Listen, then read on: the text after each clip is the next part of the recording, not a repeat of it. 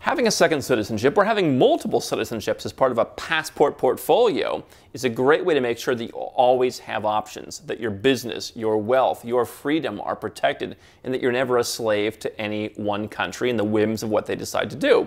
But sometimes people will ask, wait, Andrew, if being a slave to one country is a problem, why would you want to have multiple passports and be responsible to multiple countries? I'm going to answer that question today.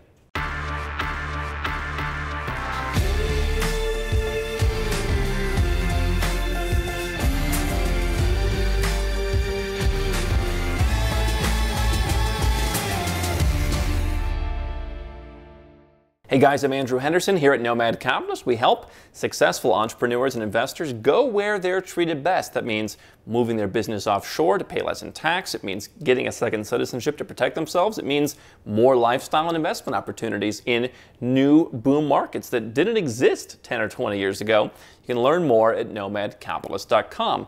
And when we talk about this concept of second citizenship, I think it's so valuable, especially if you're a successful person.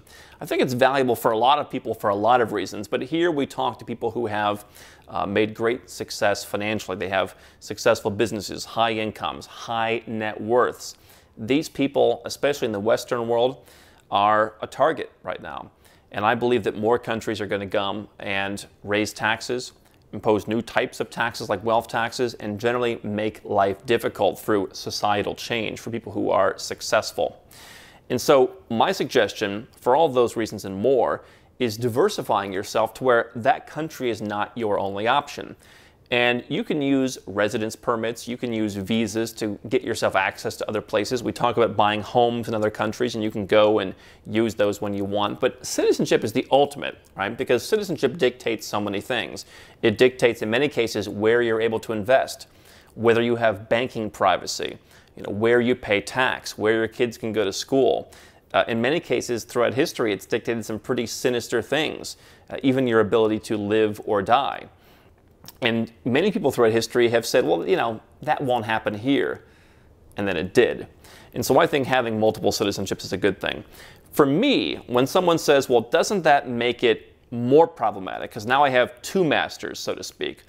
I look at citizenship as an insurance policy, right? If you have two citizenships, that means two countries that you can go and live in. In most cases, the country you live in is where you're going to pay tax. And so if you plan your second citizenship in a tax-friendly place, maybe a zero tax or a low tax or a territorial tax jurisdiction, you can have a place where you can go and you always know you can have a much lower tax burden. Maybe that's a place, your second citizenship, where you want to live, whether you want to live there part-time, you want to live there full-time in the future, you want to live there only if the crap hits the fan, it's your bug-out place. Having that citizenship gives you the opportunity to go there. And we've seen through things like the coronavirus, for example, where, if you were an Italian citizen, it didn't matter if you lived in Italy. No country wanted to let you in. You could have been living somewhere where there was no coronavirus, but they saw that Italian passport and they said, no, you're persona non grata. If you had a second passport, you could have had some of that travel freedom, and you could have been able to go where you needed to go and keep your business running a bit longer before they closed everything down. And so it's an insurance policy to where you're always going to have options. And so what I look at this as, and what I've talked about before, is it's kind of the mommy and daddy thing that kids know. And I don't have kids, but I remember being a kid. And every kid, they'll go and ask mom for permission to do something. And if mom says no, sometimes they go across the living room, they go into the other room, and they ask dad. And dad doesn't know that they just asked mom. And so they can go over and ask dad, and dad gives them permission to do it. And then when mom later complains, hey, but dad said it was okay.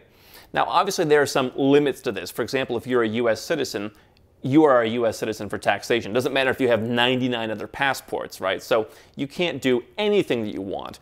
But what I look at it is, beyond just be able to having two places that you can arbitrage off of each other, is at a certain point, if mom's a real buzzkill and won't let you do anything, we just cut mom out, right? I remember I worked in the broadcasting business and I did some work in Los Angeles, and Tim Conway, the famous comedian, his son hosted a radio show. He was always talking about how when he was in high school and his father said to the kids that, hey, mom and I are getting divorced, he said, what took you so long? And I think to myself, that's what people are going to be saying in the future in some cases where they're going to have two passports. One is a high tax, high regulation Western passport that is increasingly encroaching on their freedoms, that's taking advantage of its power, that's raising taxes through the roof. Perhaps they're taxing you even if you don't live there. The United States does that. I think more countries will follow. And at a certain point, maybe you want to divorce that country. You won't have that option if you only have one passport. And so I think the best time to have a second passport is now, because then you can start maybe spending some time in that other country, or you can start traveling on that passport. Maybe you can get a residence permit or some kind of long-term visa in that passport, and you can experience what it's like to use it. And then, so if the time comes where you need to get rid of the first one because they're harshing your mellow, you already have a great familiarity with the second one, or the second and third one, or the second, third, and fourth one, whatever it is that you feel that you need to have. So the perspective that I come at is you're basically increasing the odds for a good outcome. If you go to the track and you're betting on horses, you can bet on the best horse. The best horse may or may not win. So maybe you bet on the second, the third, the fourth horse. Yeah, it costs you more money. Getting a second passport sometimes requires you to spend time in the country, sometimes requires a donation, sometimes requires a real estate investment or a bond purchase or any number of different things. Maybe you have a second passport in your family tree and you can just go claim it, right? But no matter what, there's always going to be some price to pay. Even if it's just going to the embassy and filing some paperwork, it might cost you $500. If it's a paper passport, as we call it, where you just go and get residence in a country and come back 5 years later and collect it, that might cost you, 5, 10, 20 grand in legal fees. If it's a donation or an investment, that could be into the 6 or even 7 figures, right? So there's something for everyone. So basically you're putting, your bet on more horses, or, if you imagine a roulette table, you're putting your chips on more numbers on the table. And so you're increasing your odds of a successful outcome. And so, if you have 4 passports, the way I look at it is, you probably have 1 passport by being born. Some people are lucky enough to have 2. Occasionally, someone has 3 just by birth. But for most of us, you were born with 1 passport, okay? So you have only 1 chance to win, and you have a lot of chances to potentially lose. But if you have 2 or 3 or 4, and you're planning those other passports, right? It's like you want to make those other passports strategic. Then you're raising your probability of a successful outcome, because you're not going to go out and get other passports that are problematic. I had a guy recently who came to me from the Balkans, and he said, what, I have 1 Balkans passport. I'm entitled to another Balkans passport. He says, to me, those are kind of the same. He said, if something happens in the Balkans, both of those passports could suffer some of the same problems, right? Banks may not want to deal with this, or countries may not want to let us in. So to me, he said, those 2 wash each other out. So I want to go, and I'm going to get a passport in some other part of the world.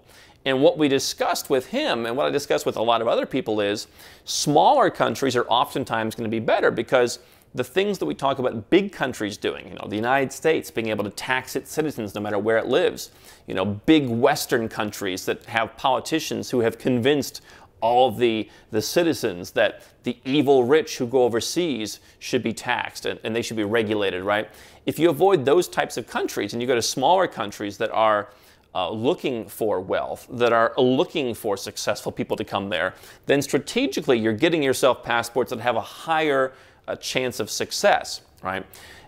I don't think you're going to see Dominica, where you can invest and get a passport in a matter of months, go out and start taxing its citizens on their worldwide income. If you live in Dominica, perhaps, but if you are a Dominican citizen living in Dubai, they're not, number one, going to have the resources to care. Number two, their citizenship program is responsible for half of their government revenue. They're out of business if they start taxing all of their economic citizens who live somewhere else, right? And so they're in the business of being able to say, you know what, live your life the way you want to. It's not for us to tell you how to live unless you're here, right? And obviously you can't go out and, become an international fugitive. They're not going to put up with that. But if you want to live in Dubai and live a tax-free life, they're not going to say anything about that.